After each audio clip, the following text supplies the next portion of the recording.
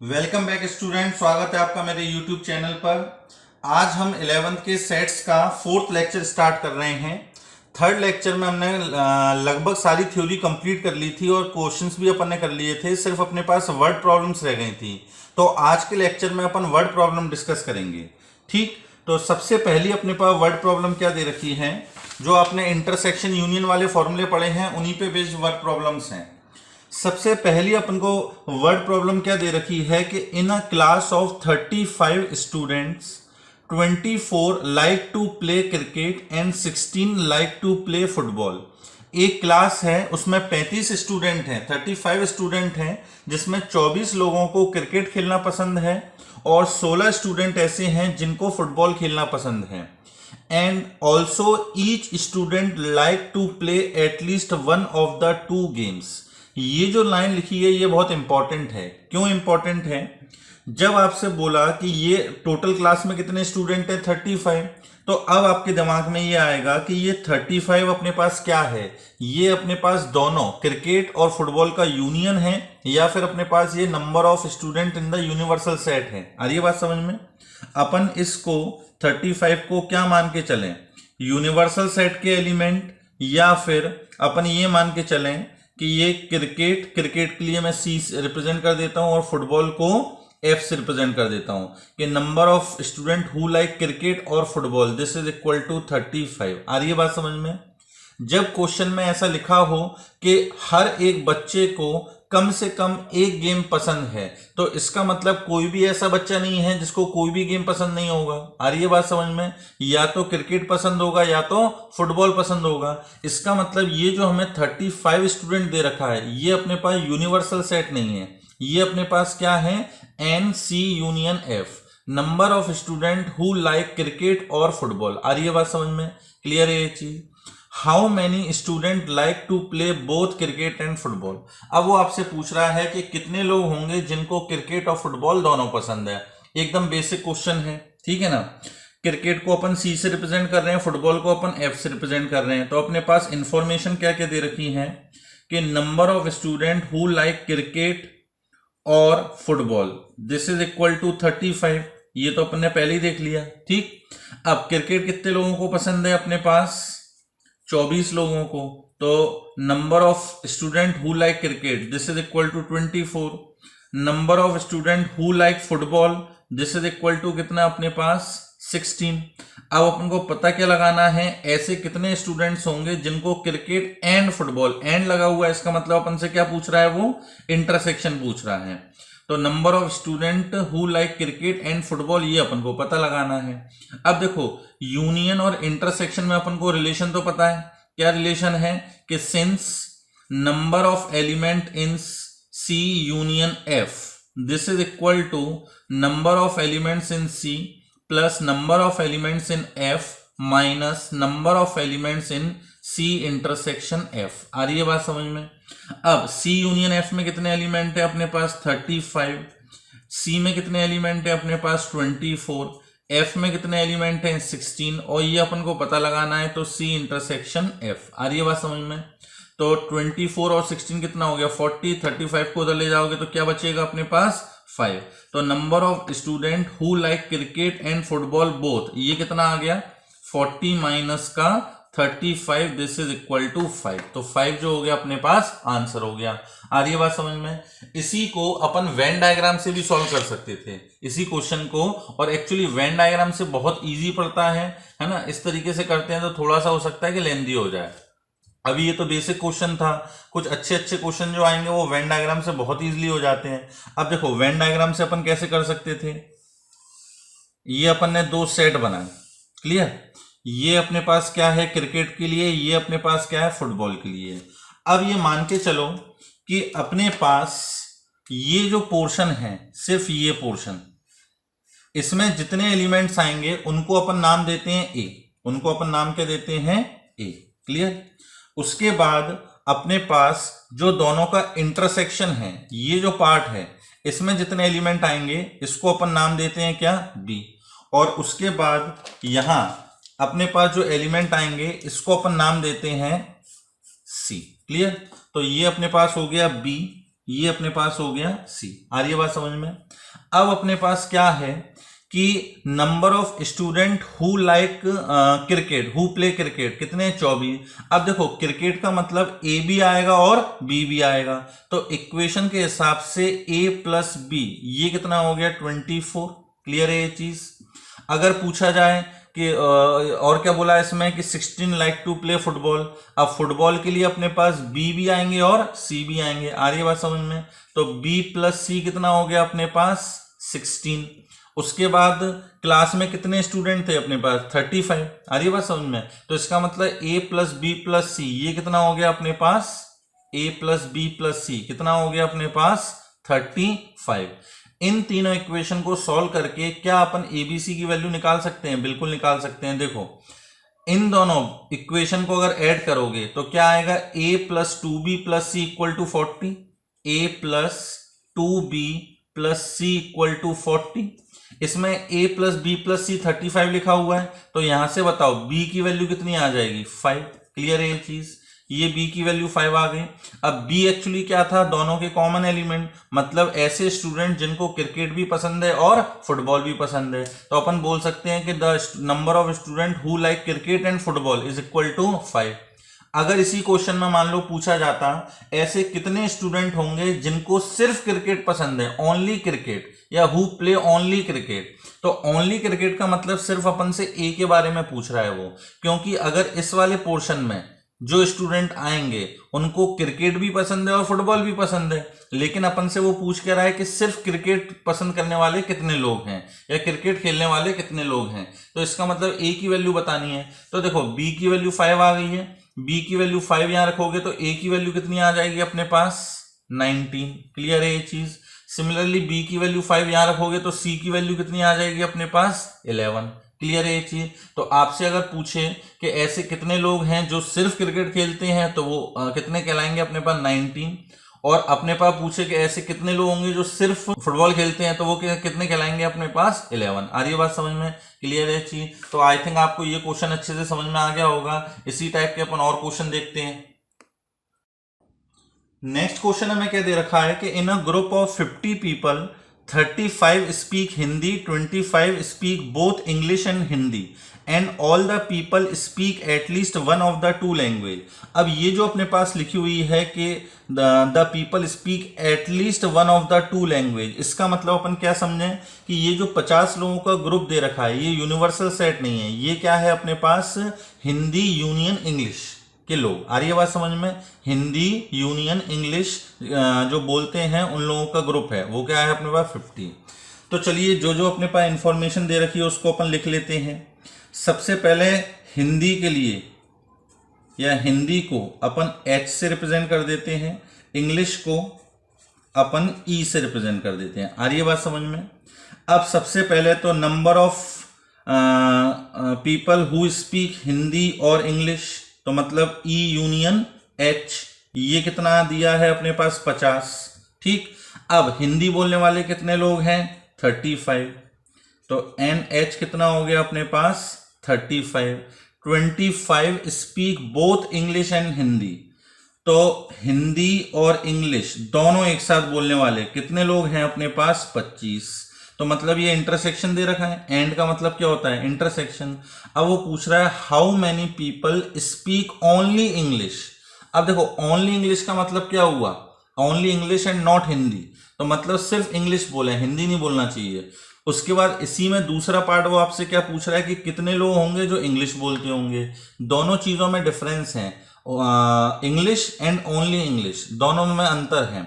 जब वो बात कर रहा है कि इंग्लिश की, तो इसके अंदर वो लोग भी आ सकते हैं जो हिंदी बोलते होंगे, और जब वो बात कर रहा है कि ऐसे लोग जो सिर्फ इंग्लिश बोलते हो ओनली इंग्लिश, तो इसके अंदर सिर्फ वही लोग आएंगे जो इंग्लिश बोलते हैं। अगर कोई ऐसा होगा जो हिंदी इंग्लिश दोनों बोलता होगा तो इसके अंदर काउंट नहीं कर सकते अपन। आ रही है बात समझ में। अब इसको भी अगर अपन वेन डायग्राम से करना चाहें तो देखो कैसे करेंगे। ये अपन ने दो सेट बना लिए, ये अपने पास जो इंग्लिश बोलते हैं उनका, ये जो हिंदी बोलते हैं उनका सेट हो गया। आ रही है बात समझ में। अपन ने वही कि number of student who speak English only, तो उसको ए मान लिया। ए का मतलब ये पूरा सर्कल नहीं है, सिर्फ इतना पार्ट है, ये इतना पार्ट ए है। फिर ऐसे लोग जो कि हिंदी एंड इंग्लिश दोनों बोलते हैं उसको बी मान लिया। फिर ऐसे लोग जो सिर्फ हिंदी बोलते हैं उसको अपन ने सी मान लिया। क्लियर है ये चीज। अब क्वेश्चन के अकॉर्डिंग हिंदी बोलने वाले कितने लोग हैं? 35। तो देखो हिंदी का पूरा ये सर्कल है, इस सर्कल में क्या क्या आ रहा है? बी और सी। तो इसका मतलब इस वेन डायग्राम के हिसाब से बी प्लस सी की वैल्यू कितनी हो गई अपने पास? 35। Clear. Number of people who speak English and Hindi, तो इंग्लिश एंड हिंदी इंटरसेक्शन, तो इसका मतलब बी की वैल्यू कितनी दे रखी है अपने पास? 25। क्लियर है ये चीज। बी की वैल्यू 25 आ गई और बी प्लस सी 35 है, तो यहां से अपने पास सी की वैल्यू कितनी आ गई? 10। क्लियर है ये चीज। अब ई यूनियन एच कितना दे रखा है? 50। ई यूनियन एच का मतलब ए प्लस बी प्लस सी, तो ए प्लस बी प्लस सी, ये कितना दे रखा है अपन को? 50। आ रही है बात समझ में। अब बी पता लग गया, सी पता लग गया, तो ए प्लस बी कितना है? 25, सी कितना है? 10। This is equal to 50। तो यहां से ए की वैल्यू कितनी आ जाएगी? 25 प्लस 10 35, उधर भेजा कितना? 15। क्लियर है ये चीज। तो देखो अपन क्या बोल सकते हैं, ए की वैल्यू आ गई 15, बी की वैल्यू कितनी है अपने पास? 25, और सी की वैल्यू कितनी है अपने पास? 10। अब ए क्या था? ऐसे लोग जो सिर्फ इंग्लिश बोलते हैं, तो अपने पास पहले वाले का आंसर क्या होगा? How many people speak only English, तो ओनली इंग्लिश का आंसर क्या हो जाएगा? 15, जो सिर्फ इंग्लिश बोलते हैं, है ना, बट नॉट हिंदी। उसके बाद दूसरा वाला पार्ट के how many people speak English, English कितने लोग बोलते हैं, तो इंग्लिश के लिए ये पूरा वाला सेट है, ये पूरा सर्कल लिया जाएगा। तो इस पूरे सर्कल में कौन कौन आ रहा है? ए और बी, तो ए प्लस बी कितना हो जाएगा? 40। तो पहले वाले का आंसर कितना होगा? 15, और दूसरे वाले पार्ट का आंसर कितना होगा? 40। क्लियर है ये चीज। तो आई थिंक आपको ये समझ में आ गया होगा। सेट्स के किसी भी क्वेश्चन का सॉल्यूशन आप अगर इस तरीके से करोगे, वेन डायग्राम बना के करोगे, नंबरिंग डाल लो ए बी सी, कि सिर्फ इंग्लिश के इतने लोग हैं, दोनों के लिए इतने लोग हैं, है ना, हिंदी के लिए इतने लोग हैं, इस तरीके से करोगे तो क्वेश्चन बहुत आसानी से हो जाएगा। क्योंकि 3 सेट वाले जब क्वेश्चन आएंगे तो 3 सेट वाले क्वेश्चन में ऐसे लिख कर करना बड़ा मुश्किल काम होता है, और इस तरीके से वेन डायग्राम बना के करोगे तो बहुत आसानी से हो जाता है। क्लियर है ये चीज। चलिए नेक्स्ट क्वेश्चन देखते हैं। नेक्स्ट क्वेश्चन हमें क्या दे रखा है कि in a survey of 700 students in a college 180 were listed as drinking Limca. 700 लोगों का सर्वे किया गया कॉलेज में, ठीक। उसमें से ये पता लगा कि 180 जो हैं वो लिम्का पीते हैं, लिम्का कोल्ड ड्रिंक पीते हैं, 275 जो हैं वो मिरिंडा पीते हैं, और 95 ऐसे हैं जो कि दोनों कोल्ड ड्रिंक पीते हैं, लिम्का भी और मिरिंडा भी। अब अपन से वो पूछ रहा है कि find how many student were drinking neither Limca nor Mirinda. ऐसे कितने लोग होंगे जिनको, जो कि ना तो लिम्का पीते होंगे और ना मिरिंडा पीते होंगे। आ रही है बात समझ में। अब देखो इसके अंदर ये जो 700 लिखा हुआ है, ये अपने पास क्या होगा? Universal set. ये अपने पास क्या माना जाएगा? Universal set. इसको अपन ये नहीं मान सकते कि ना मिरिंडा यूनियन लिम्का।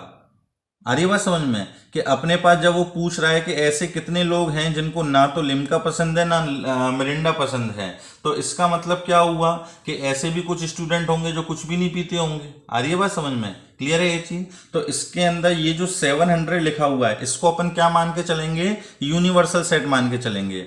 अगर क्वेश्चन में लिखा होता कि हर एक बच्चा कोई ना कोई एक कोल्ड ड्रिंक तो पीता ही है, तब इसको अपन क्या मान के चलते? Mirinda union Limca. क्लियर है ये चीज। तो सबसे पहले तो अपन लिख लेते हैं number of student in the universal set, this is equal to कितना? 700।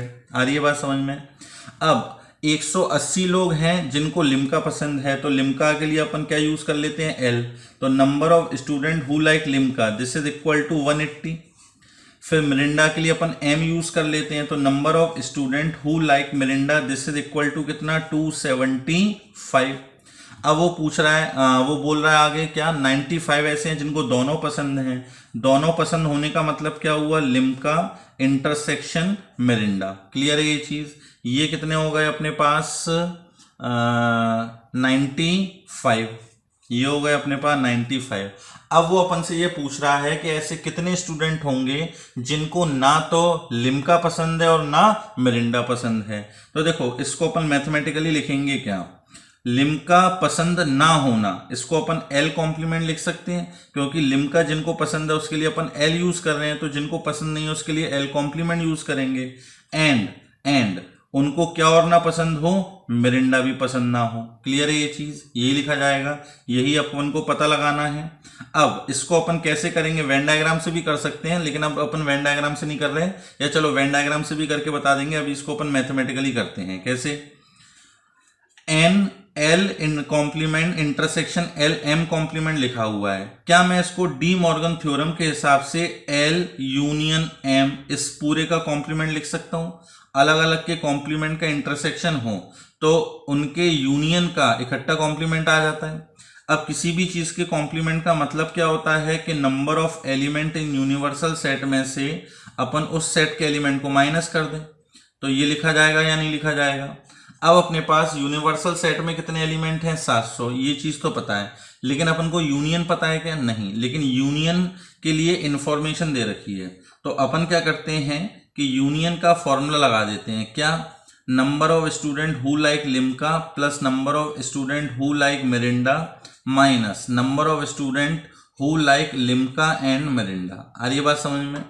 तो यूनिवर्सल सेट में कितने एलिमेंट हैं अपने पास, 700 माइनस, अब लिम्का पसंद करने वाले कितने हैं, 180 प्लस मिरिंडा पसंद करने वाले कितने लोग हैं, 275, और दोनों पसंद करने वाले कितने हैं, 95। क्लियर है ये चीज, कोई दिक्कत तो नहीं है।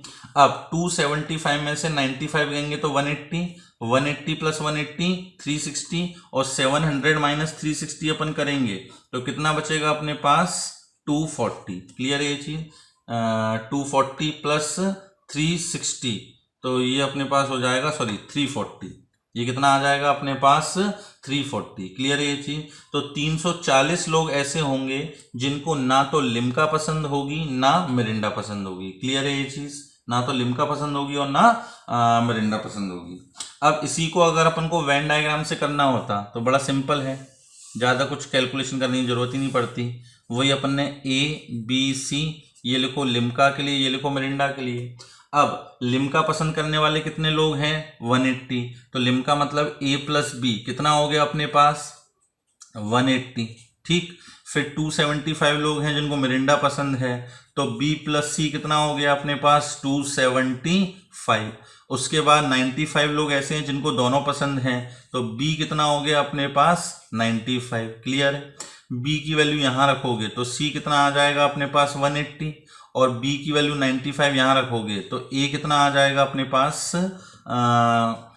180 माइनस का कितना, 95, तो ये बचेगा अपने पास 85। क्लियर। अब a plus B plus C union कहलाएगा, तो तीनों को जब ऐड करोगे तो कितना आ जाएगा, 360, 180 प्लस 180 360 आ जाएगा। और उसके बाद अपन को क्या निकालना था, जिनको कुछ भी पसंद ना हो, तो देखो ये अपने पास यूनिवर्सल सेट होता, इसके अंदर टोटल कितने एलिमेंट हैं, 700 एलिमेंट हैं। अपने पास ये टोटल कितना आ रहा है, 360, जिनको मिरिंडा या फिर लिम्का पसंद है, तो अपने पास जो वेकेंट स्पेस है वो कितना बचेगा, 700 माइनस का 360। क्लियर है ये चीज, 340 आंसर आ जाता, वही अपना पहले आ रहा था। क्लियर है, तो आई थिंक ये क्वेश्चन भी आपको समझ में आ गया होगा। नेक्स्ट क्वेश्चन क्या दे रखा है, there are 200 individuals with a skin disorder, मतलब 200 लोग हैं जिनको कुछ स्किन की बीमारी है। 120 has been exposed to chemical C1, 120 लोगों को केमिकल C1 से एक्सपोज किया गया। ठीक, 50 लोगों पर केमिकल C2 लगाया गया, और 30 लोग ऐसे हैं जिन पर केमिकल C1 एंड C2 दोनों का यूज किया गया। अब वो पूछ रहा है find the number of individual exposed to chemical C1 और केमिकल C2। ठीक, दूसरा पार्ट क्या पूछ रहा है, chemical C1 but not chemical C2, और तीसरे पार्ट में पूछ रहा है chemical C2 but not chemical C1। Clear है ये चीज। अब इसको भी अपन चलो वेन डायग्राम से करते हैं। ये वो लोग हैं जो कि C1 केमिकल से एक्सपोज्ड हुए हैं, ये उन लोगों का सेट है जो कि C2 केमिकल से एक्सपोज्ड हुए हैं। आ रही है बात समझ में, वही अपने नंबरिंग डाल ली, ए बी और सी। क्लियर, ए जो है वो पूरा सर्कल नहीं है, बार बार बोल रहा हूं। ठीक, ये जो पोर्शन है इसको छोड़ दो, ये जो बचा हुआ है सिर्फ C1 से जो एक्सपोज्ड हुए हैं वो क्या है, ए है ना। जो सिर्फ C2 केमिकल से एक्सपोज्ड हुए हैं वो है सी, और जो C1 और C2 से एक्सपोज्ड हुए हैं वो क्या है, बी। क्लियर है ये चीज।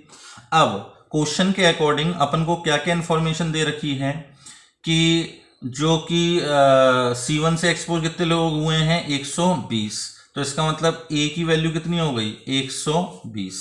क्लियर, सॉरी A की वैल्यू नहीं, केमिकल C1 ना, तो A प्लस बी, या अपन लिख लेते हैं B प्लस ए। पहली इक्वेशन तो ये हो गई।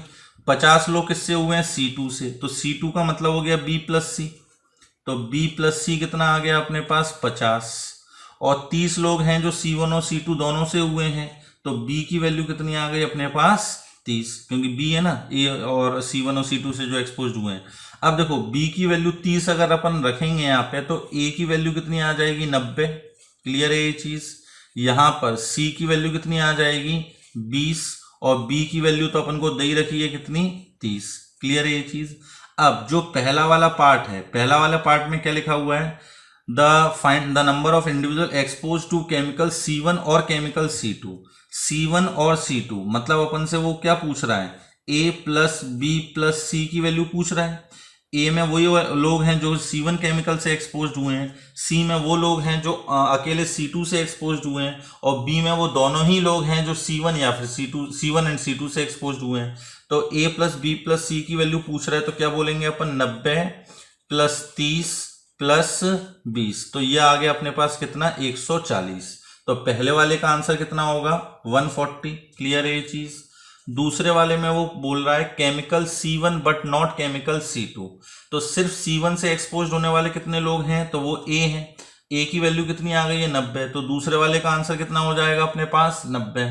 क्लियर है ये चीज। और तीसरे में वो क्या पूछ रहा है कि chemical C2 but not chemical C1, तो सिर्फ C2 से जो एक्सपोज हुए हैं तो वो कितने हैं C, और C की वैल्यू कितनी आई है 20, तो तीसरे वाले का आंसर कितना हो जाएगा अपने पास 20 हो जाएगा। क्लियर है ये चीज। अब अगर मान लो इसी में वो एक पार्ट और पूछता कि ऐसे कितने लोग हैं जो कि ना तो केमिकल C1 ना केमिकल C2 से एक्सपोज्ड हुए हैं, तो देखो अपने पास जो यूनियन आ रहा है वो कितना निकल के आ रहा है 140, मतलब ये पूरा जो है ये कितना है 140, और यूनिवर्सल सेट में कितने एलिमेंट दे रखे हैं अपन को 200, तो इसका मतलब क्या हुआ कि 200 माइनस 140, 200 माइनस 140 दैट इज 60 लोग ऐसे होंगे जो कि ना तो केमिकल C1 से एक्सपोज हुए होंगे ना केमिकल C2 से एक्सपोज हुए होंगे। आ रही है बात समझ में। मैं आपको ऐसे डायग्राम बना के बता रहा हूं, एग्जाम में, बोर्ड के एग्जाम में जब आप लिखेंगे तो आप वहां पे पहले लैंग्वेज फॉर्म में मेंशन कर देना the number of individuals who expose only by C1 equal to A, number of individual who exposed both C1 and C2 equal to B, and number of individual who exposed only chemical C2 is equal to 140। आ रही बात समझ में। पहले ABC के बारे में बताना, उसके बाद फिर ये सब लिख के आप बता देना। क्लियर है ये चीज। तो आई थिंक ये क्वेश्चन भी आपको अच्छे से समझ में आ गया होगा। चलिए नेक्स्ट क्वेश्चन देखते हैं। नेक्स्ट क्वेश्चन हमें क्या दे रखा है कि if A and B are two sets such that number of element in set A equal to 35 and number of element in set B equal to 30 and number of element in universal set equal to 50, then अब दो चीजें इसके अंदर पूछ रहा है वो क्या, find the greatest value of n A union B. Union की हमें ग्रेटेस्ट वैल्यू निकालनी है और दूसरा हमें इंटरसेक्शन की लीस्ट वैल्यू निकालनी है। ए इंटरसेक्शन बी की हमें लीस्ट वैल्यू निकालनी है। आ रही है बात समझ में। अब इसका आप कंसेप्ट समझें। देखो दो सेट अगर डिसजॉइंट सेट्स हों, दो सेट्स अगर अपने पास डिसजॉइंट सेट्स हों, मान लीजिए एक अपने पास ये सेट है और एक अपने पास ये सेट है, ये दोनों कैसे होंगे अपने पास डिसजॉइंट सेट होंगे। आ रही है बात समझ में। अब मान लीजिए इसके अंदर 30 एलिमेंट हैं, इसके अंदर मान लीजिए 35 एलिमेंट हैं, जैसा अपन को दे रखा है। अब अगर मान लो इनको मैं ऐड करूं, कितना आएगा अपने पास 65, कितना आएगा 65, लेकिन यूनिवर्सल सेट के अंदर कितने एलिमेंट दे रखे हैं अपन को 50, तो इसका मतलब तो ये हो गया कि अपने पास ये दोनों जो सेट दे रखे हैं वो डिसजॉइंट सेट तो नहीं है। आ रही है बात समझ में। वैसे तो क्या होता है कि दो सेट दे रखे हैं, उनके अगर यूनियन की अपन को क्या निकालनी होती, मैक्सिमम वैल्यू निकालनी होती, तो दोनों के यूनियन की मैक्सिमम वैल्यू तब आ सकती है जब दोनों कैसे सेट हो, अपने पास डिसजॉइंट सेट हो। आ रही है बात समझ में। अगर अपन को ये इन्फॉर्मेशन नहीं दे रखी होती कि एन यू इक्वल टू 50, अपन को सिर्फ ये पूछा होता कि एन ए 35 है एन बी 30 है, अब वो पूछ रहा है कि बताओ ए यूनियन बी की मैक्सिमम वैल्यू क्या हो सकती है, तो अपन क्या बोलते हैं 35 प्लस 30, दैट इज 65। कब? जब दोनों कैसे होते हैं? डिसजॉइंट सेट होते हैं। लेकिन अपन को क्या दे रखा है कि number of element in the universal set equal to 50। तो अगर ये डिसजॉइंट सेट होंगे तो दोनों के एलिमेंट्स को अगर अपन मिला दें, इनका यूनियन अपन करें तो कितना हो जाएगा? 65। लेकिन टोटल एलिमेंट ही अपने पास कितने हैं? 50 हैं। तो अपन ये तो बोल नहीं सकते कि है ना अपने पास ये दोनों सेट कैसे होंगे? डिसजॉइंट सेट होंगे। इसका मतलब क्या है कि इनके अंदर कुछ ना कुछ कॉमन एलिमेंट तो होंगे अपने पास। क्लियर है ये चीज? अब देखो, अपन ने एक सेट ये बना लिया और एक सेट ये बना लिया। क्लियर? ये अपने पास सेट ए हो गया, ये अपने पास सेट बी हो गया। ए के अंदर टोटल कितने एलिमेंट हैं? 35। तो ये अपन ने बना लिया पूरा पोर्शन किसका? ए का। इसके अंदर कितने एलिमेंट है अपने पास? 35। उसके बाद बी के अंदर टोटल कितने एलिमेंट है अपने पास? 30। तो ये अपन ने किसके लिए बना लिया? बी के लिए। इसके अंदर कितने एलिमेंट हैं? 30। क्लियर है ये चीज? कोई दिक्कत तो नहीं है। अब अपन को निकालना है ए यूनियन बी की maximum value. A union B की मैक्सिमम वैल्यू कितनी हो सकती है? जितने अपने पास यूनिवर्सल सेट के अंदर एलिमेंट है। अरे बस समझ में, मान लीजिए कि इन दोनों के एलिमेंट को मिलाकर ही टोटल कितना आ रहा हो? 50 आ रहा हो। इन दोनों के एलिमेंट को मिलाकर ही कितना आ रहा हो अपने पास? 50 आ रहा हो। क्लियर है? तो 50 किसके इक्वल है? ये यूनिवर्सल सेट के इक्वल। तो ये यूनियन की क्या हो सकती है? मैक्सिमम वैल्यू हो सकती है। तो पहले वाले का आंसर तो अपन सिंपली क्या बोलेंगे? The greatest value of n A union B. इसकी जो मैक्सिमम वैल्यू हो सकती है वो क्या हो सकती है अपने पास? 50 हो सकती है। क्लियर है ये चीज? अगर यूनिवर्सल सेट में मान लो 60 एलिमेंट होते तो ये इस तरीके से अपने पास होते कि दोनों के मिलाकर एलिमेंट कितने हो जाते? 60। और वो किसके इक्वल होता है? यूनिवर्सल सेट के इक्वल। तो इसकी मैक्सिमम वैल्यू कितनी हो जाती? 60 हो जाती। क्लियर है ये चीज? कोई दिक्कत तो नहीं है इसके अंदर। लेकिन मान लो कि यूनिवर्सल सेट के अंदर 70 एलिमेंट दे रखे होते। कितने दे रखे होते? 70 एलिमेंट दे रखे होते। अब पूछता कि बताओ यूनियन की ग्रेटेस्ट वैल्यू कितनी होगी? तब अब उस कंडीशन में अपन क्या बोलते कि इसके अंदर 70 एलिमेंट है। अब अगर यूनियन को मैक्सिमम होना है तो दोनों को डिसजॉइंट होना पड़ेगा, और डिसजॉइंट होने के बाद इसके अंदर कितने एलिमेंट हो जाएंगे अपने पास? 65 एलिमेंट हो जाएंगे। आ रही है बात समझ में? तो एन ए यूनियन बी की उस समय मैक्सिमम वैल्यू कितनी हो जाती है अपने पास? 65। क्लियर है ये चीज? कोई दिक्कत तो नहीं है। अब दूसरा वाला पार्ट अपन को देखना है कि least value of A intersection B. अब जब अपने पास इन दोनों का सम किसके इक्वल आ रहा है? 50 के इक्वल। अब अपन मान लेते हैं कि इसके अंदर ए एलिमेंट है, ये अपने पास वही बी, और इसके अंदर क्या है अपने पास? सी। तो अपन को ये तो दे रखा है कि ए प्लस बी प्लस सी कितना हो गया? 50। क्लियर है ये चीज? ये पहली इक्वेशन। अब ए के अंदर कितने एलिमेंट है? 35। तो ए मतलब ये पूरा सर्कल हो गया, मतलब ए प्लस बी। ए प्लस बी कितना हो गया अपने पास? 35। क्लियर?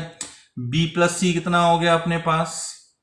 बी प्लस सी ये हो गया अपने पास 30। क्लियर है ये चीज? अब अपन को क्या निकालना है कि इस बी की वैल्यू निकालनी है कि ये मिनिमम वैल्यू इसकी क्या होगी, लीस्ट वैल्यू क्या होगी। तो अब अगर अपन इन दोनों को ऐड करें तो अपने पास क्या आएगा? a plus 2b plus C, this is equal to 65।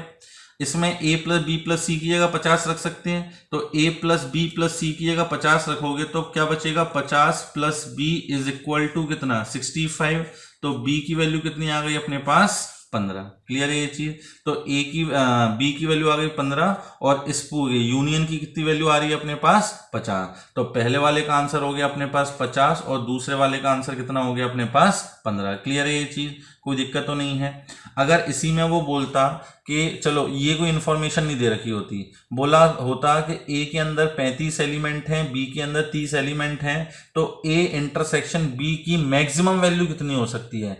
अब आप खुद सोचो कि मैक्सिमम होने के लिए दोनों के ज्यादा से ज्यादा एलिमेंट कॉमन होने चाहिए। अब दोनों के ज्यादा से ज्यादा कॉमन एलिमेंट क्या होंगे? ये कम एलिमेंट है, तो ये सारे के सारे एलिमेंट किस में प्रेजेंट हो जाएं? अपने पास ए में प्रेजेंट हो जाएं। तो उस समय अपने पास इंटरसेक्शन की मैक्सिमम वैल्यू आ जाएगी कितनी? 35। आ रही है बात समझ में?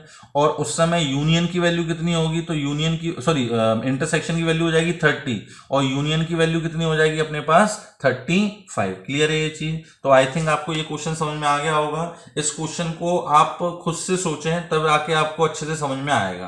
क्लियर है ये चीज? चलिए नेक्स्ट क्वेश्चन देखते हैं। नेक्स्ट क्वेश्चन हमें क्या दे रखा है कि a market research group conducted a survey of 2000 consumer. ठीक है ना?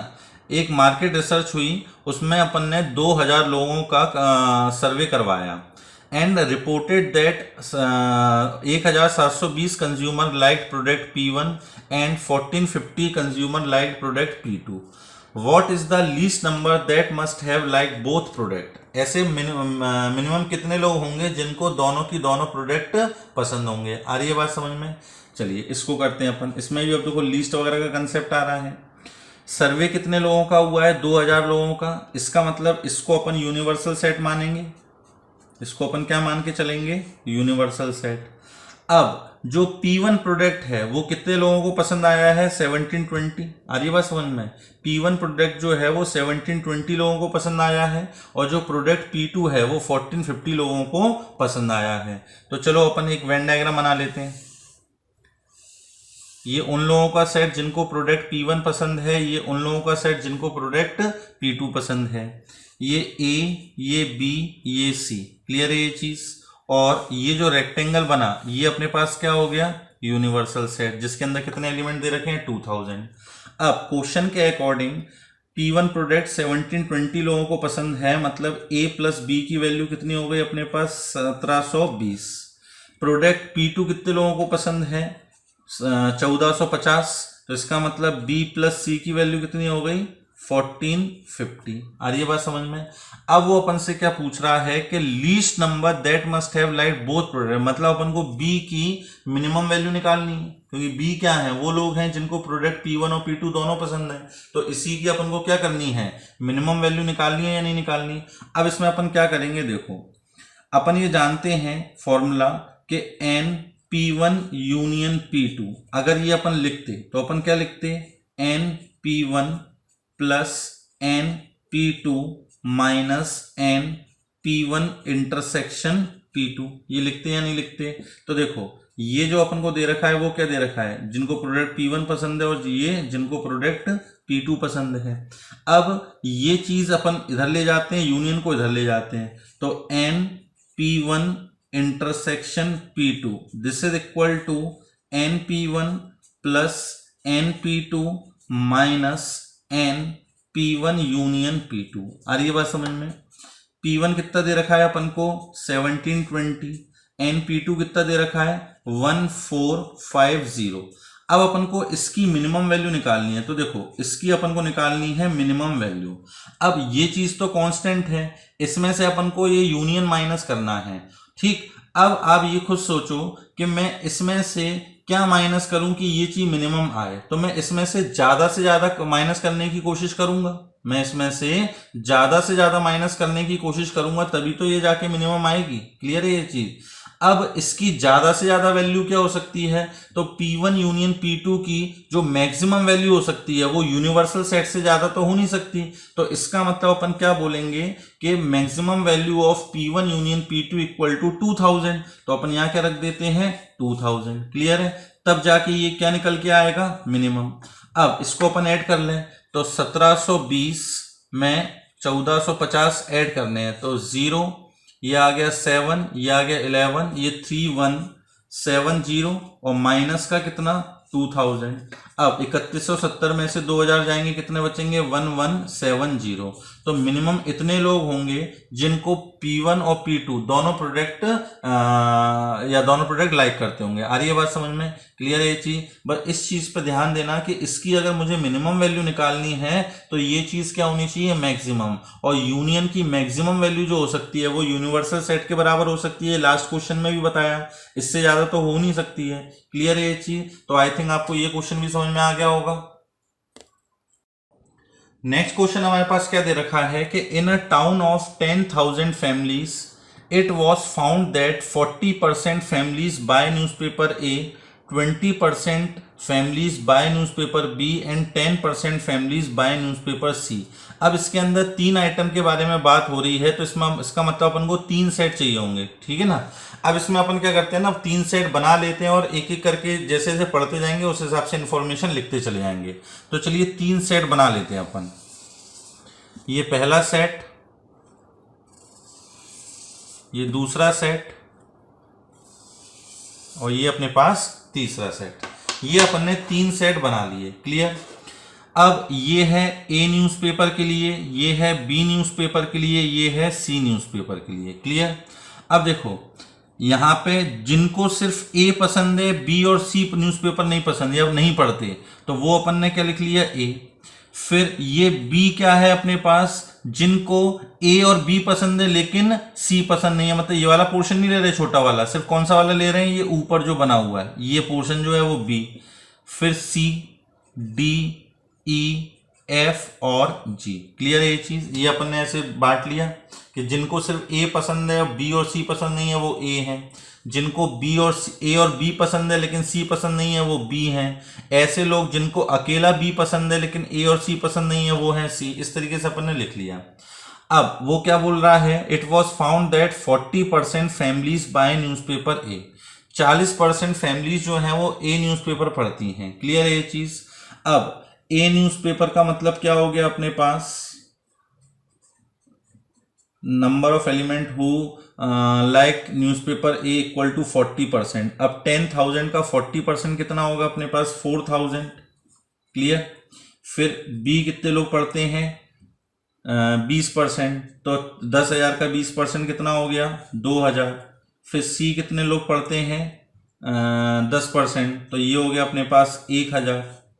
फिर ऐसे कितने लोग हैं जो कि 5% families buy A and B, तो ए एंड बी का मतलब ए इंटरसेक्शन बी हो गया। 5% का मतलब कितना हो गया, 500 लोग। फिर ऐसे कितने लोग हैं जिनको बी और सी न्यूज़पेपर पसंद है, तो बी एंड सी, ये कितने हैं, 3%, मतलब 300। फिर ऐसे कितने लोग हैं जिनको ए एंड सी पसंद है, तो वो हैं कितने, 4%, तो ए इंटरसेक्शन सी कितना हो गया अपने पास, 400। 4% किसका ले रहे हैं अपन, 10,000 का। उसके बाद 2% फैमिली ऐसी हैं बाय ऑल द 3 न्यूज़पेपर, जिनको तीनों न्यूज़पेपर पसंद हैं, A intersection B intersection C. 2% मतलब कितना हो गया अपने पास, 200। क्लियर है ये चीज।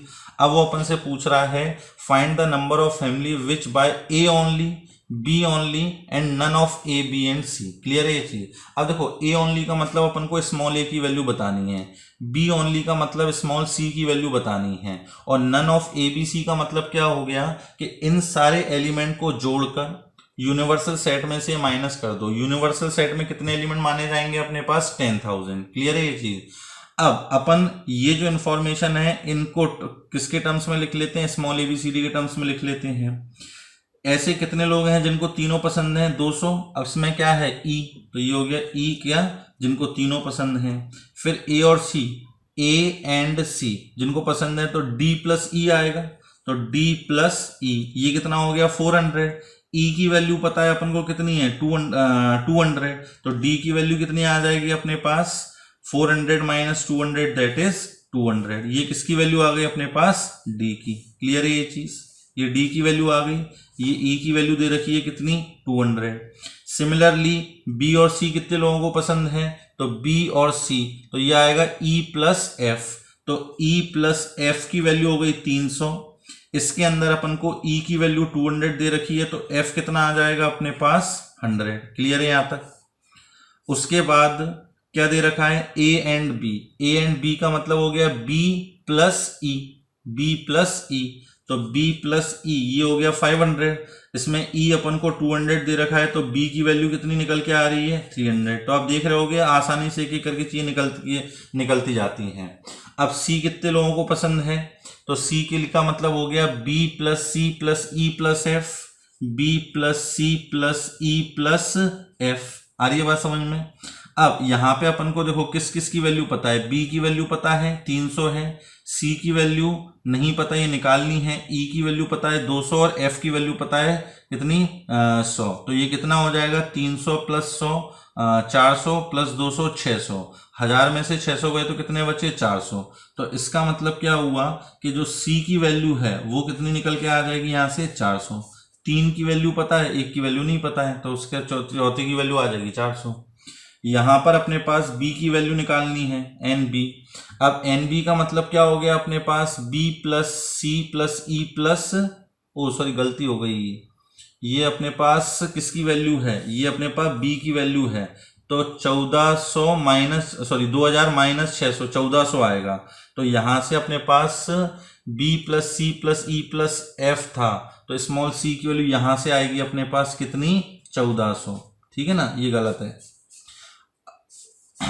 C का मतलब था D प्लस ई प्लस एफ प्लस जी, तो यहां लिख दे रहा हूं D plus E plus F plus G, ये अपन को दे रखा था 1000। अब इसमें अपन को देखो D पता है 200, E पता है 200 तो 400, F पता है 100 तो 500, तो G की वैल्यू कितनी आ जाएगी अपने पास 500। क्लियर है ये चीज, कोई दिक्कत तो नहीं।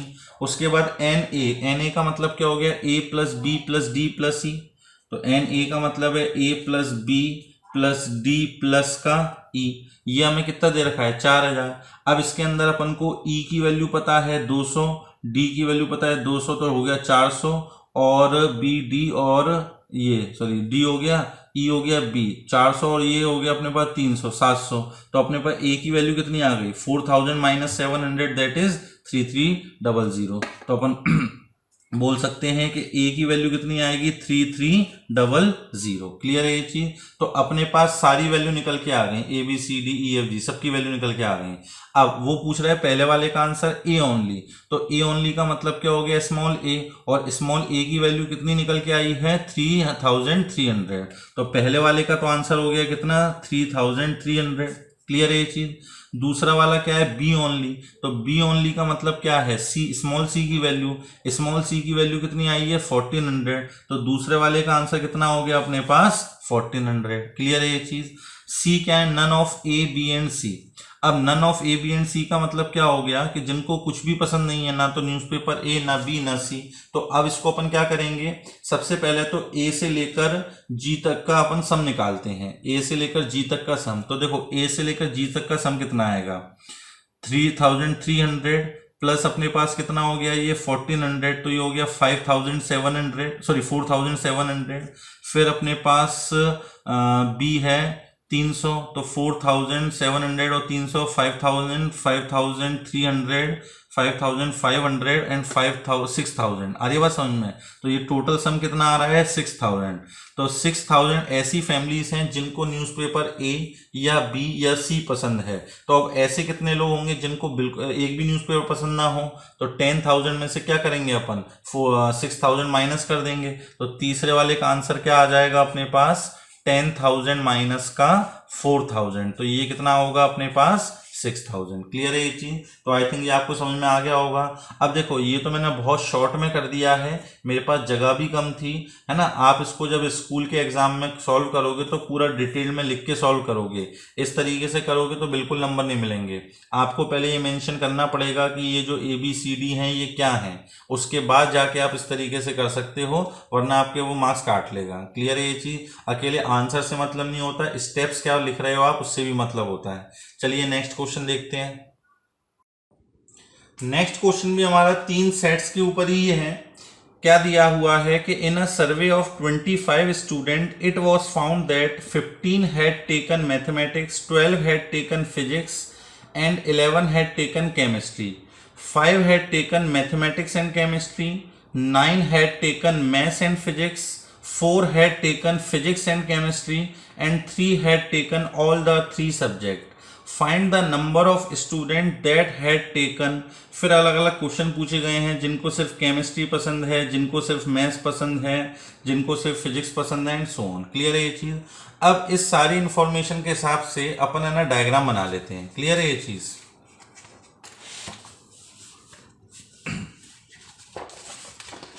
अब जो अपन को इन्फॉर्मेशन दे रखी है इसी के हिसाब से अपन डायग्राम बनाते हैं। तो पहले तो अपन 3 सेट बना लेते हैं, यहां बना लेते हैं।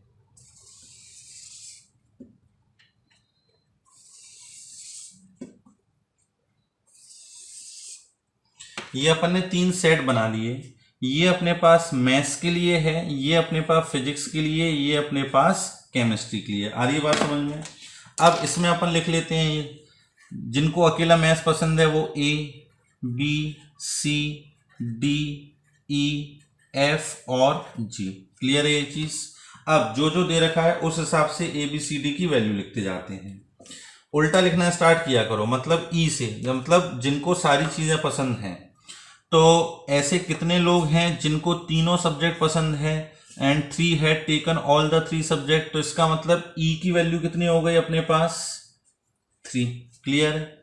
अब ऐसे कितने लोग हैं जिनको फिजिक्स और केमिस्ट्री पसंद है, तो 4 लोग हैं। फिजिक्स एंड केमिस्ट्री का मतलब E प्लस F हो गया, तो E प्लस F की वैल्यू कितनी दे रखी है अपन को 4, जिसमें E की वैल्यू 3 है तो F की वैल्यू कितनी आ गई 1।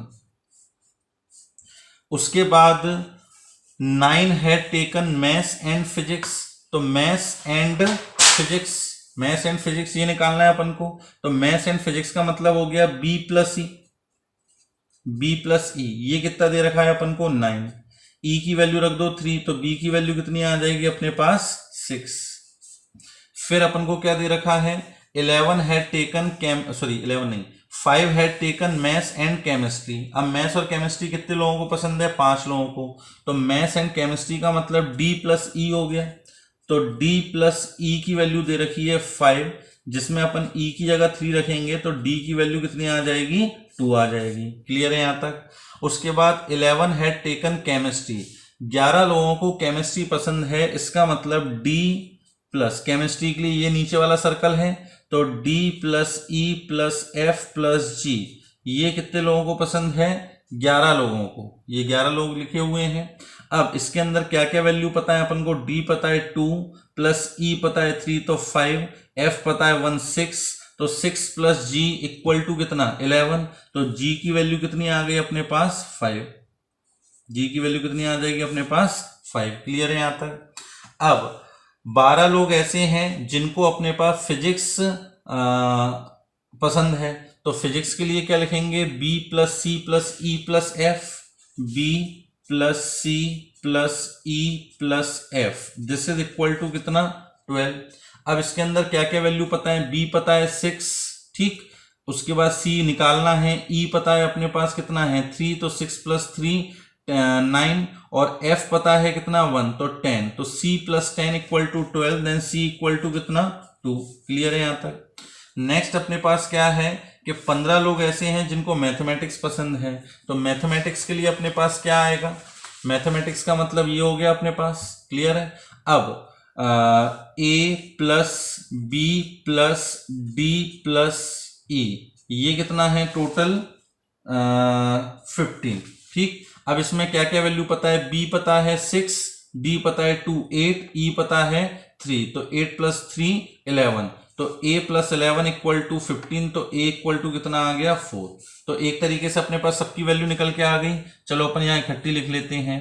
A कितना है अपने पास, सबकी वैल्यू लिख लो, A B C D E F और G, ठीक।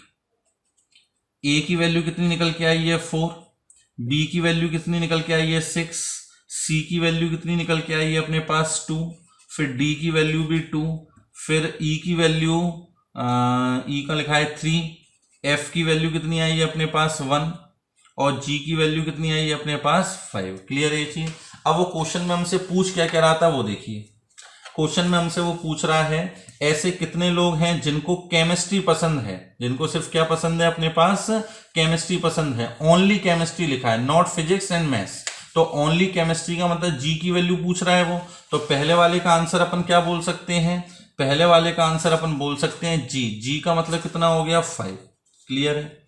दूसरा क्या है ओनली मैथ्स, ओनली मैथ्स का मतलब क्या हो गया अपने पास ये A, तो A की वैल्यू कितनी निकल के आई है 4, तो दूसरे वाले का आंसर कितना हो गया 4। ओनली फिजिक्स, ओनली फिजिक्स का मतलब C की वैल्यू पूछ रहा है, तो C की वैल्यू कितनी है 2, तो इसका आंसर कितना हो गया 2। क्लियर है ये चीज। अब आपके पास जब ये सारी वैल्यू निकल के आ गई है तो आप कुछ भी निकाल सकते हो। नेक्स्ट क्या पूछ रहा है वो अपन से, physics and chemistry but not maths, physics and chemistry but not maths. तो देखो physics and chemistry but not maths, तो इसका मतलब अकेले F की वैल्यू निकालेंगे, क्योंकि E के अंदर तो वो लोग भी आ रहे हैं जिनको मैथ्स भी पसंद है, फिजिक्स भी पसंद है, केमिस्ट्री भी पसंद है, लेकिन F के अंदर सिर्फ वही लोग हैं जिनको फिजिक्स और केमिस्ट्री पसंद है और मैथ्स पसंद नहीं है। तो F की वैल्यू कितनी निकल के आ रही है 1, तो इसका आंसर कितना हो जाएगा अपने पास 1। Maths and physics but not chemistry, maths and physics but not chemistry, तो इसका मतलब स्मॉल b की वैल्यू पूछ रहा है, ठीक। स्मॉल b ये वो पोर्शन है जहां पे जिनको सिर्फ मैथ्स और फिजिक्स पसंद है, केमिस्ट्री पसंद नहीं है, तो स्मॉल b की वैल्यू कितनी है 6, तो इसका आंसर कितना आ जाएगा अपने पास 6। फिर next part only one of the subject, सिर्फ एक सब्जेक्ट पसंद हो। तो देखो एक सब्जेक्ट का मतलब या तो अपन सिर्फ स्मॉल ए वाला पोर्शन ले सकते हैं, या स्मॉल सी वाला पोर्शन ले सकते हैं, या स्मॉल जी वाला पोर्शन ले सकते हैं, क्योंकि यही अकेले वो पोर्शन है जिसमें सिर्फ एक एक सब्जेक्ट आ रहा है। अगर अपन बी ले लेंगे तो इसके अंदर 2 सब्जेक्ट आ जाएंगे, डी ले लेंगे तो 2 सब्जेक्ट आ जाएंगे, एफ ले लेंगे तो 2 सब्जेक्ट आ जाएंगे, और ई लेंगे तो तीनों सब्जेक्ट आएंगे।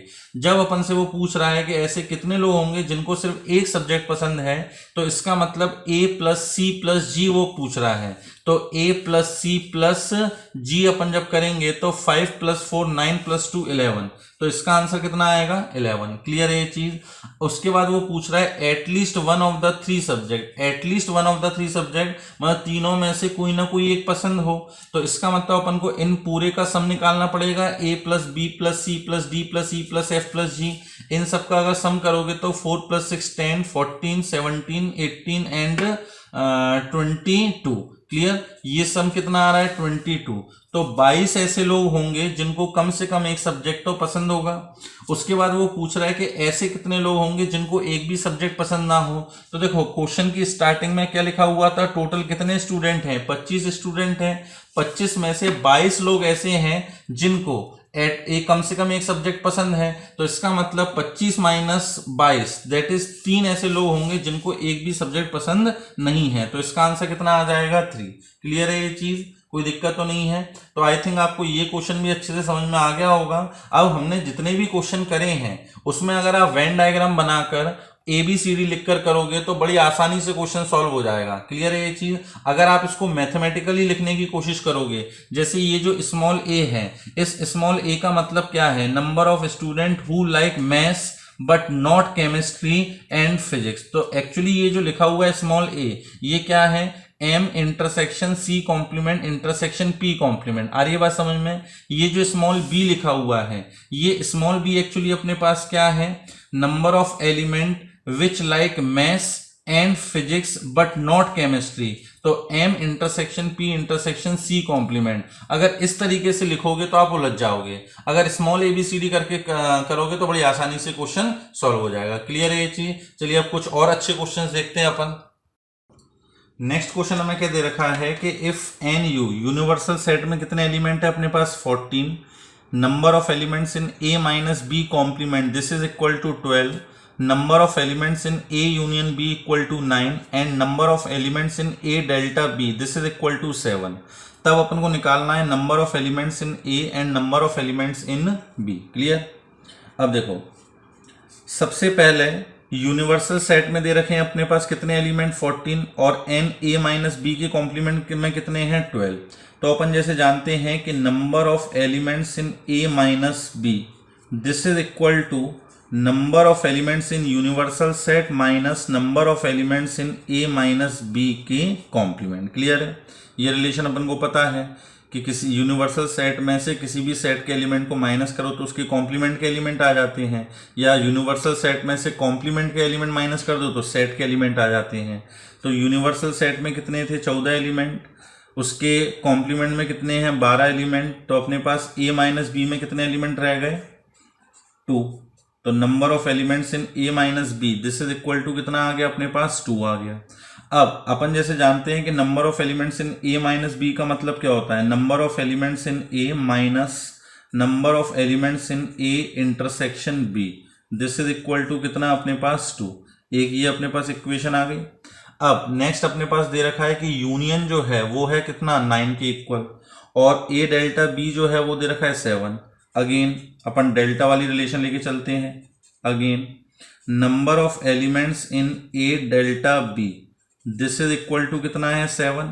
अब number of a delta b किसके इक्वल होता है, यूनियन माइनस इंटरसेक्शन। तो इसको अपन क्या लिख सकते हैं, number of elements in a union b minus number of elements in a intersection b this is equal to कितना दे रखा है 7। अब यूनियन में कितने एलिमेंट हैं 9, तो number of elements in a intersection b this is equal to 7। तो number of elements in a intersection b ये किसके इक्वल आ जाएगा अपने पास 9 माइनस 7 दैट इज 2। तो ये मान लो दूसरी इक्वेशन। क्लियर है ये चीज। अब number of elements in a intersection value अपन 2 अगर यहां रख देंगे तो देयरफॉर क्या आ जाएगा, एन ए माइनस का 2 दिस इज इक्वल टू 2। तो एन ए अपने पास कितना आ गया, 2 + 2 इट इज 4। तो पहले वाले पार्ट का आंसर कितना हो गया अपने पास 4। क्लियर है ये चीज। ए में कितने एलिमेंट होंगे, 4 एलिमेंट होंगे। अब अपन को बी के एलिमेंट पता लगाने हैं, तो अब अपन क्या रिलेशन लेके चलते हैं, यूनियन वाली, कि number of elements in A union B this is equal to number of elements in A plus number of elements in B minus number of elements in A intersection B.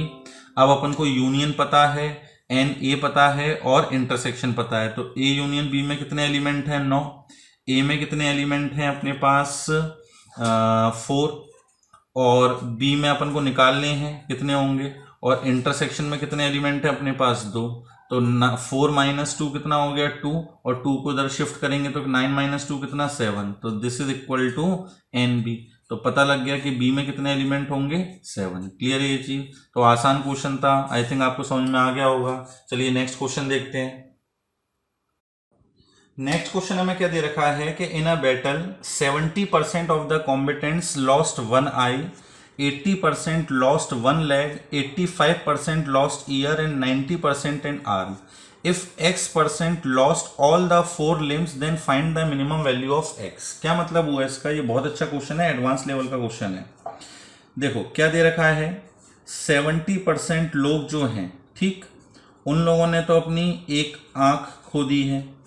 फिर 80% लोग जो हैं उन लोगों ने अपने एक पैर खो दिया है, 1 लेग। 85% जो लोग हैं उन लोगों ने अपना एक कान खो दिया है, और 90% जो लोग हैं उन लोगों ने अपना एक हाथ खो दिया है। क्लियर है ये चीज। अब X% ऐसे लोग हैं जिन लोगों ने चारों अपने पार्ट खो दिए हैं, चारों लिम्स अपने खो दिए हैं। क्लियर है। तो X की अपन को मिनिमम वैल्यू निकालनी है। अब X की मिनिमम देखो, X क्या है, इन चारों का इंटरसेक्शन है, तो इन चारों के इंटरसेक्शन की अपन को मिनिमम वैल्यू निकालनी है, ये चीज दिमाग में रखना। अब इसमें कोई मैथमेटिकल कैलकुलेशन नहीं है, ये सिर्फ डायग्राम से, वेन डायग्राम से सॉल्व होगा। अपन ने ये 100% के लिए एक वेन डायग्राम बना लिया, ये यूनिवर्सल सेट बना लिया मान लो, ठीक। अब इसमें 70% लोग ऐसे हैं जिन लोगों ने अपनी एक आंख खोई है, तो इस 100% में अपन एक 70% का पोर्शन बना लेते हैं। तो मान लीजिए कि ये जो अपने पास पोर्शन बना है ये क्या है, 70% वो लोग हैं जिन लोगों ने अपनी आंख खो दी है। क्लियर। अब ये अगर 70 है तो ये कितना बचेगा अपने पास 30। क्लियर। अब 80% भी अपन को प्लॉट करने हैं जिन लोगों ने अपना पैर खो दिया है। अब अपन प्लॉट करने को तो क्या कर सकते हैं कि ये पूरा 70 ले लें और यहां से अपन 10% और ले लें तो 80 हो जाएगा। लेकिन अपन को क्या निकालना है, x की मिनिमम वैल्यू, और x क्या है, इनका इंटरसेक्शन। तो अपन जो है इसका मिनिमम पोर्शन लेंगे। आ रही बात समझ में। जो दोनों का इंटरसेक्शन होना चाहिए वो कम से कम होना चाहिए, तो कम से कम इंटरसेक्शन होने के लिए ये 30% तो पूरा लेना पड़ेगा। अब जब इसका 30 ले लिया और टोटल होना कितना चाहिए 80%, तो इसका अपन को कितना लेना पड़ेगा 50%। तो अब अपन ने क्या करा कि 50% तो इसका ले लिया, ये मान लीजिए 50% अपन ने इसका ले लिया और 30% इसका ले लिया, तो 50 + 30 टोटल 80%। ये पूरे कौन सा ब्लॉक हो गया, जिन लोगों ने अपने पैर खोए हैं। अब ये 30 है, ये 50 है, तो ये कितना बचा अपने पास 20 बचा। अब अपन को 85% प्लॉट करने हैं जिन लोगों ने अपने कान खो दिए हैं। अब ये 20 था, ये अपने पास कितना था 50। क्लियर। अब अपन को 85% को प्लॉट करना है, और कैसे प्लॉट करना है कि इसका कम से कम पोर्शन आए। ठीक।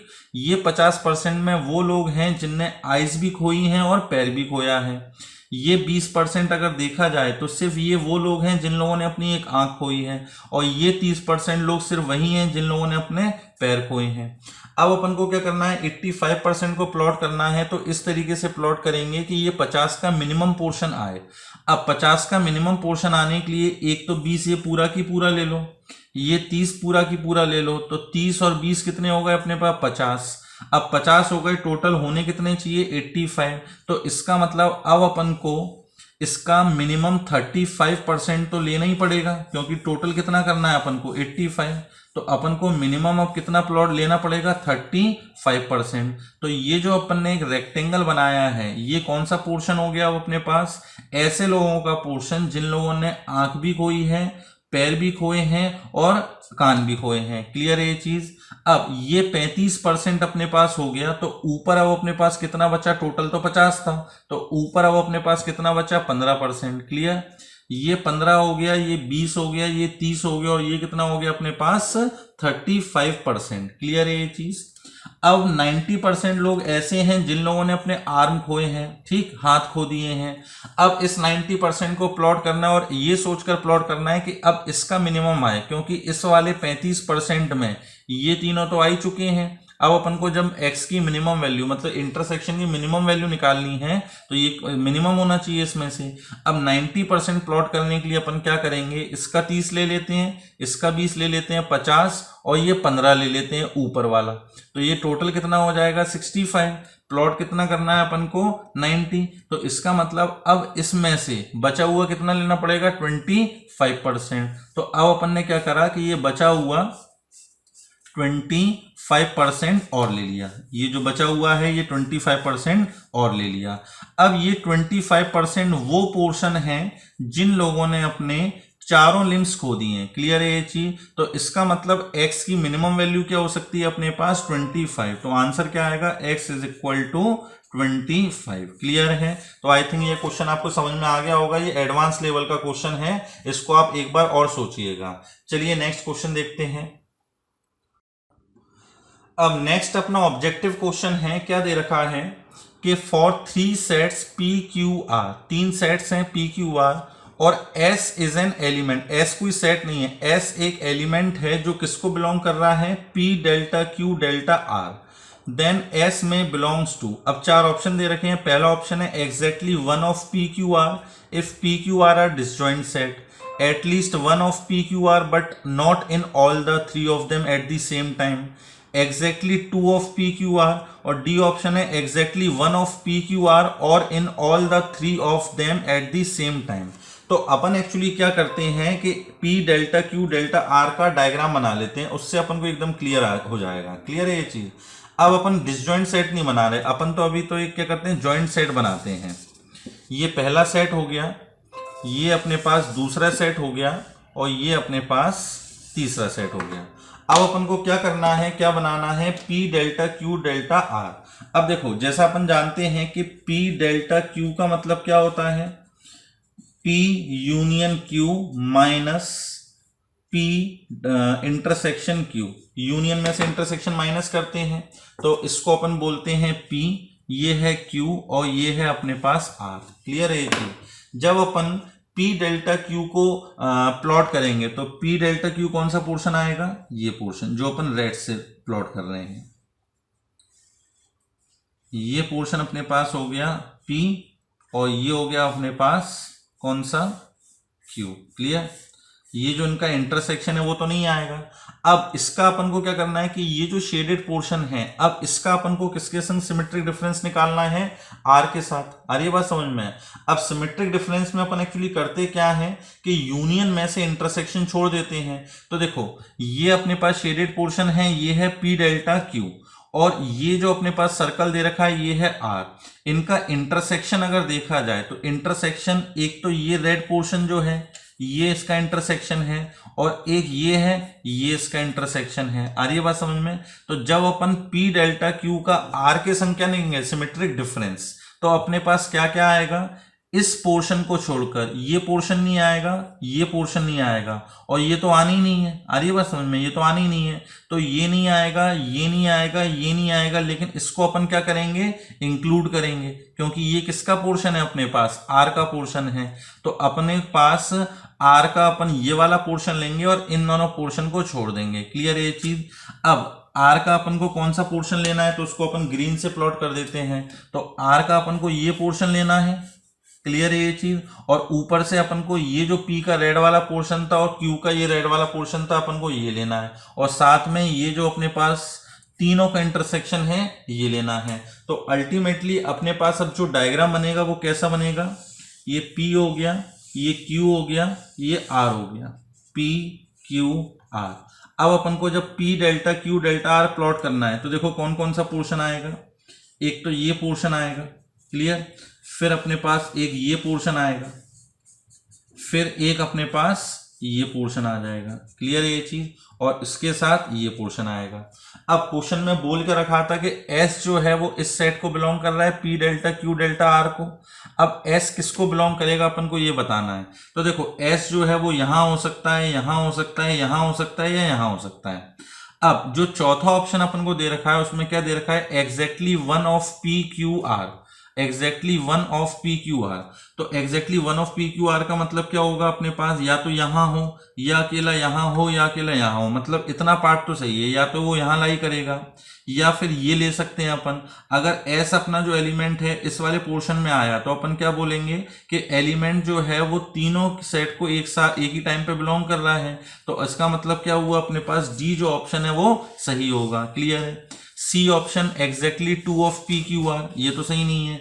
एग्जैक्टली टू का मतलब इन पोर्शन में आना चाहिए था जो ब्लैंक है। अगर इन पोर्शन में आता तो अपन क्या बोलते कि exactly two of P Q R में बिलोंग कर रहा है। तो इसका मतलब C ऑप्शन जो है वो गलत है। At least one of P Q R but not in all the three, ये गलत हो गया। At least one of P Q R का मतलब यहां पे, यहां पे, यहां पे, लेकिन not in all the three of them at the same time, ये तो गलत है, क्योंकि एक साथ एक ही टाइम पर वो तीनों सेट को बिलोंग कर सकता है, मतलब इनके इंटरसेक्शन में आ सकता है। तो इसका मतलब ये ऑप्शन भी अपने पास गलत हो गया। अब exactly one of P Q R इफ P Q R are disjoint set, अब ये ऑप्शन सही है या नहीं है। अब आप सोचो कि अगर ये तीनों की तीनों डिसजॉइंट सेट होते, ये होता P, ये होता Q और ये होता अपने पास R, तो अब अपन जब P delta Q delta R plot करते तो देखो P डेल्टा Q मतलब P union Q minus intersection. अब इंटरसेक्शन तो कुछ है ही नहीं, तो P यूनियन Q से ये आ जाएगा अपने पास, क्लियर है ये चीज। अब इसका अपन को क्या करना है कि इस वाले ये R सेट है, इसके संग सिमेट्रिक डिफरेंस निकालना है। तो इसका इसके संग यूनियन, तो यूनियन जब लोगे तो ये तो आएगा ही और साथ में ये भी आ जाएगा, माइनस इनका इंटरसेक्शन, इंटरसेक्शन कुछ है नहीं है, तो इसका मतलब ये होगा। तो इसका मतलब अपन क्या बोल सकते हैं कि अगर तीनों की तीनों डिसजॉइंट सेट्स होंगे तो जो S एलिमेंट है वो या तो यहां होगा, या तो यहां होगा, या तो यहां होगा, मतलब exactly one of P Q R को बिलोंग करेगा अगर वो क्या है अपने पास डिसजॉइंट सेट्स हैं। तो इसका मतलब ये जो ए ऑप्शन है वो भी सही है, क्लियर है ये चीज। तो आई थिंक आपको ये क्वेश्चन समझ में आ गया होगा। ये क्वेश्चन भी अपने पास एडवांस लेवल का ही है, ये स्कूल में इस टाइप के क्वेश्चन नहीं पूछे जाते हैं, ये कंपटीशन में ही पूछे जाते हैं। चलिए अब अपन एक तो है ना IIT में आए हुए क्वेश्चन और देखते हैं। अब ये जो क्वेश्चन अपन को दे रखा है ये JEE मेंस 2019 में पूछा गया था, ठीक। क्या क्वेश्चन है कि in a class of 140 student numbered 1 to 140, एक क्लास है जिसमें 140 स्टूडेंट है और उनको नंबरिंग करी गई है 1 से लेकर 140 तक, मान लीजिए रोल नंबर दिए गए हैं। अब लिखा हुआ है all even numbered student opted mathematics course. इसके अंदर ऐसा नहीं लिखा हुआ कि मैथ्स इतने लोगों ने ली, केमिस्ट्री इतने लोगों ने ली, फिजिक्स इतने लोगों ने ली। उन्होंने इसको इन्फॉर्मेशन को कैसे दे दिया है कि जिनका ऑड नंबर है, सॉरी इवन नंबर है, उन लोगों ने क्या लिया है, मैथमेटिक्स, क्लियर है ये चीज। तो देखो जो इन्फॉर्मेशन दे रखी है उसके हिसाब से अपन लिखते जाते हैं। Number of student who like mathematics, number of student who like mathematics कितना अपने पास है, कितने लोग होंगे जिनका इवन नंबर है। अब बताओ 1 से लेकर 140 तक कितने इवन नंबर होंगे, 2 4 6, इस तरीके से पता लगाओगे तो टोटल कितने आएंगे, 70, क्लियर है ये चीज। अब number of student who opt physics, physics जिन लोगों ने ली है वो क्या है, उनका नंबर जो है वो किससे डिविजिबल है, 3 से। अब आप बताओ 1 से लेकर 140 तक कितने नंबर होंगे जो 3 से डिविजिबल होंगे, तो बस 140 को 3 से डिवाइड करो तो ये अपने पास कितना आएगा, 40, और ये आ जाएगा 6, 46 पॉइंट समथिंग आएगा। तो अपने पास तो इंटीजर लेना है अपन को, तो क्या हो जाएगा 46, क्लियर है ये चीज। 46 लोग ऐसे होंगे जिन लोगों ने फिजिक्स ली है। फिर अपने पास केमिस्ट्री कितने लोगों ने ली है, 2 नंबर डिविजिबल बाय 3, ये तो हो गया फिजिक्स के लिए, और केमिस्ट्री के लिए क्या है, डिविजिबल बाय 5। अब 140 को अपन अगर 5 से डिविजिबल करें तो क्या आएगा अपने पास 28, ठीक। तो 28 लोग ऐसे हैं जिन लोगों ने केमिस्ट्री ली है, क्लियर है ये चीज। अब बता रहा है द नंबर ऑफ, पूछ रहा है वो the number of student who did not opt for any of the 3 course, जिनने एक भी कोर्स नहीं लिया। अब देखो ये इंफॉर्मेशन से अपन ने ये तो निकाल लिया। अब आप ये सोचो कि जो 2 से डिविजिबल है उन लोगों ने मैथ्स ली है, जो 3 से डिविजिबल है उन लोगों ने क्या ली है, फिजिक्स। अब एक नंबर अपन लेते हैं जैसे 6, तो 6 जो है वो 2 से भी डिविजिबल है और 3 से भी डिविजिबल है। इसका मतलब 6 जिसका रोल नंबर होगा, 6 जिसका रोल नंबर होगा उसने अपने पास मैथ्स भी ली होगी और उसने अपने पास फिजिक्स भी ली होगी। तो अपन क्या बोलेंगे कि ऐसे स्टूडेंट जिन लोगों ने फिजिक्स एंड मैथ्स ले रखी है वो क्या होंगे अपने पास 2 और 3 के एलसीएम के मल्टीपल। आ रही बात समझ में? 2 और 3 के एलसीएम कितना आएगा अपने पास 6, तो 6, 12, 18 ये ऐसे नंबर हैं जो 2 और 3 दोनों से डिविजिबल हैं। तो अब ऐसे कितने स्टूडेंट होंगे जो कि 2 एंड 3 दोनों से डिविजिबल हो? तो अब क्या करते हैं 140 को 6 से डिवाइड कर लेते हैं। 140 को 6 से डिवाइड करोगे तो देखो कितना आएगा 70/3 और 3 से डिवाइड कर लोगे अपने पास तो 23 पॉइंट समथिंग कुछ आएगा, लेकिन अपन को इंटीग्रल वैल्यू लेंगे तो क्या आएगा सिर्फ 23। क्लियर है ये चीज? अब ऐसे स्टूडेंट पता लगाने हैं जिन लोगों ने फिजिक्स एंड केमिस्ट्री ली होगी। तो फिजिक्स और केमिस्ट्री का मतलब उनका जो रोल नंबर होगा वो 3 से भी डिविजिबल होगा और 5 से भी डिविजिबल होगा। तो ऐसे नंबर जो 3 एंड 5 दोनों से डिविजिबल हो तो वो क्या होंगे 3 और 5 के एलसीएम का मल्टीपल। 3 और 5 का एलसीएम कितना आएगा अपने पास 15। तो 140 को 15 से डिवाइड करेंगे तो पता लग जाएगा ऐसे कितने स्टूडेंट हैं। तो सबसे पहले 5 से कैंसिल करो तो ये आ जाएगा 28/3 और फिर इससे कैंसिल करो तो 9 पॉइंट समथिंग आएगा, तो कितना आ जाएगा 9। फिर ऐसे स्टूडेंट जिन लोगों को मैथ्स एंड केमिस्ट्री पसंद है, तो मैथ्स और केमिस्ट्री के लिए मतलब जो उनका रोल नंबर है वो 2 से भी डिवाइड होना चाहिए और 5 से भी डिवाइड होना चाहिए। अब 2 और 5 से डिवाइड होना चाहिए, इसका मतलब क्या हुआ 2 और 5 का जो एलसीएम है मतलब 10 से डिवाइड होना चाहिए। अब 10 से डिवाइड करेंगे अगर तो 140 डिवाइडेड बाय 10, ऐसे कितने स्टूडेंट आएंगे अपने पास 14। क्लियर है ये चीज? 14 ऐसे स्टूडेंट होंगे जो कि इनको मैथ्स पसंद होगी और केमिस्ट्री, क्योंकि 14 ऐसे स्टूडेंट हैं जिनके रोल नंबर 2 से भी डिविजिबल हैं और 5 से भी डिविजिबल हैं। अब ऐसे स्टूडेंट भी पता लगाने हैं अपने पास क्या, जो कि मैथ्स, फिजिक्स एंड केमिस्ट्री जिनको तीनों पसंद हैं। तो तीनों पसंद होने के लिए उनका रोल नंबर किससे डिवाइड होना चाहिए 2, 3 एंड 5 से। अब 2, 3 एंड 5 से डिवाइड होना चाहिए मतलब 2, 3, 5 के एलसीएम का मल्टीपल होना चाहिए। 2, 3, 5 का एलसीएम निकालोगे तो कितना आएगा 30 और 140 को 30 से डिवाइड करेंगे तो कितना आ जाएगा अपने पास 4। क्लियर है? तो 4 ऐसे स्टूडेंट होंगे जिनको तीनों सब्जेक्ट पसंद होंगे। तो देखो ये जो इन्फॉर्मेशन दे रखी थी उस इन्फॉर्मेशन से अपन ने ये पता लगा लिया कि कितने लोगों को क्या क्या चीजें पसंद हैं। क्लियर है ये चीज?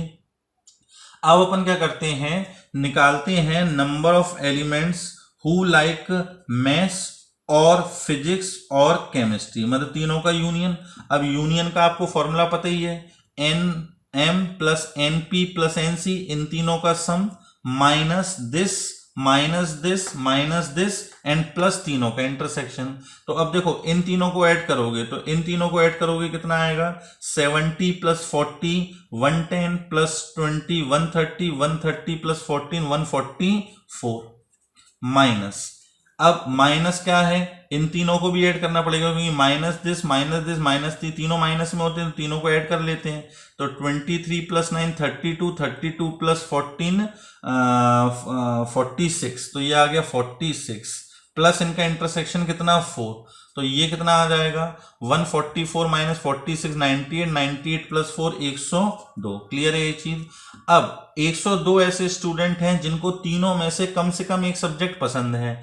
अपन को ऐसे स्टूडेंट बताने थे जिनको तीनों में से एक भी स्टूडेंट पसंद ना हो, तो अपन क्या करेंगे 140 में से माइनस कर देंगे क्योंकि टोटल कितने स्टूडेंट हैं 140।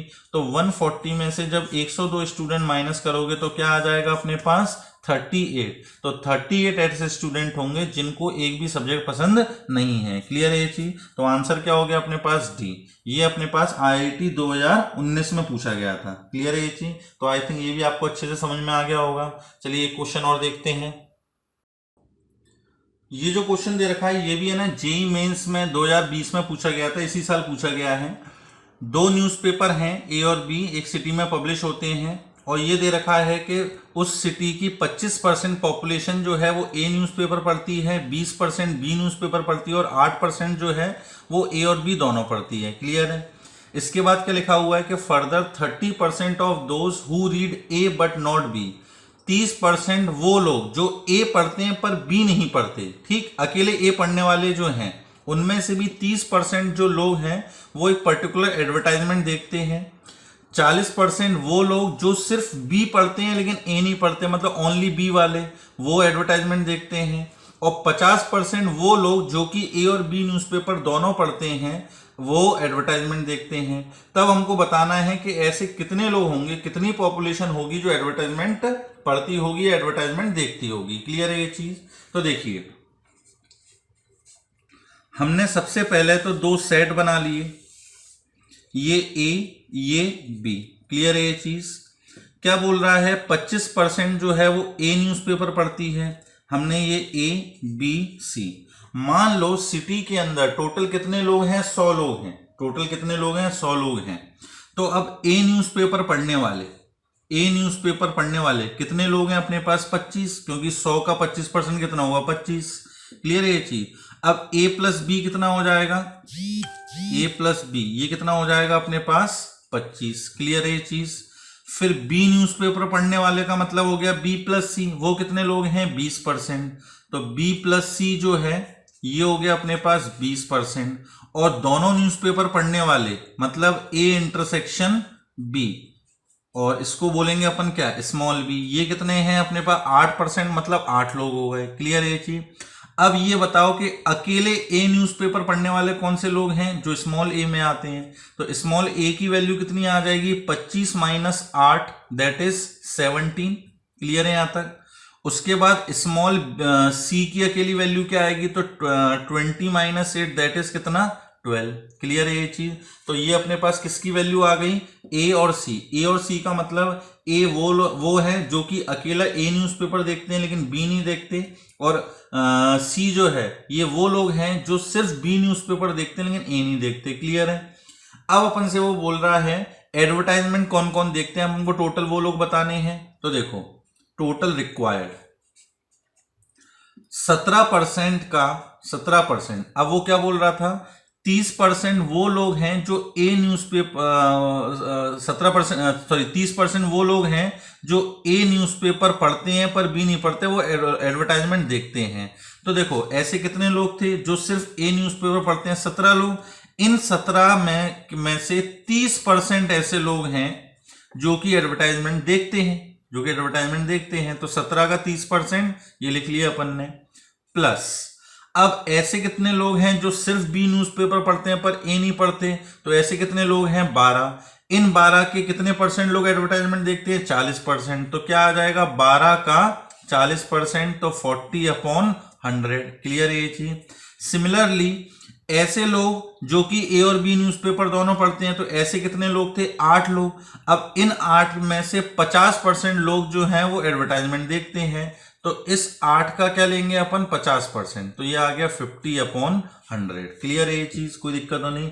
अपन ने क्या किया है, सिर्फ ए न्यूज़पेपर पढ़ने वाले कितने लोग थे, 17% लोग, और इन 17 का जो 30% है वो एडवर्टाइजमेंट देखते हैं, सभी की सभी नहीं देखते। इन 17 लोगों में से सिर्फ 30% लोग जो है वो एडवर्टाइजमेंट देखते हैं। फिर बी जो सिर्फ बी पढ़ते हैं वो कितने लोग थे, 12 लोग। अब इन 12 के 40% लोग जो हैं वो एडवर्टाइजमेंट देखते हैं, तो 12 का अपन ने 40% लिख लिया। और फिर अपन ने ऐसे लोग जो कि ए और बी दोनों न्यूज़पेपर पढ़ते हैं वो 8 लोग थे। इन 8 में से 50% लोग सिर्फ एडवर्टाइजमेंट देखते हैं, तो इस 8 का 50% अपन ने लिख लिया। ये टोटल कितना आ गया अपने पास, 17 × 3 510 प्लस 12 × 4 480 प्लस 8 × 50 ये हो जाएगा अपने पास 400, डिवाइडेड बाय कितना, 100। क्लियर है ये चीज। तो 510 और 480, तो ये हो गया 990 और 1300 90। क्लियर है ये चीज, डिवाइडेड बाय 100 ये, और इसको अपन 100 से डिवाइड कर देंगे तो क्या आ जाएगा 13.9%। मतलब 13.9% ऐसे लोग हैं जो टोटल एडवर्टाइजमेंट देखते हैं। तो इसका आंसर क्या हो जाएगा ए। क्लियर है। तो आई थिंक आपको ये वर्ड प्रॉब्लम जो है वो समझ में आ गई होंगी और सेट चैप्टर भी अच्छे से समझ में आ गया होगा। तो आज अपन सेट चैप्टर यहीं एंड करते हैं। नेक्स्ट लेक्चर से अपन क्वाड्रेटिक इक्वेशन स्टार्ट करेंगे। क्लियर है ये चीज। सेट्स में आपको कोई भी प्रॉब्लम हो आप मेरे को कमेंट सेक्शन में लिख सकते हैं, या मुझे व्हाट्सएप कर सकते हैं, या मुझे कॉल कर सकते हैं। आ रही है बात समझ में। चलिए इस चैप्टर को आप अच्छे से पढ़िए, जितने भी क्वेश्चंस आपको करवाए हैं उन क्वेश्चंस को करिए, और इसके क्वेश्चन की लिंक मैं आपको डिस्क्रिप्शन बॉक्स में दे दूंगा। वहां से आप इसकी PDF डाउनलोड करके इसकी क्वेश्चन प्रैक्टिस कर सकते हैं, और जो डाउट्स आए वो आप मेरे से पूछ सकते हैं। चलिए बच्चों, गुड बाय, टेक केयर।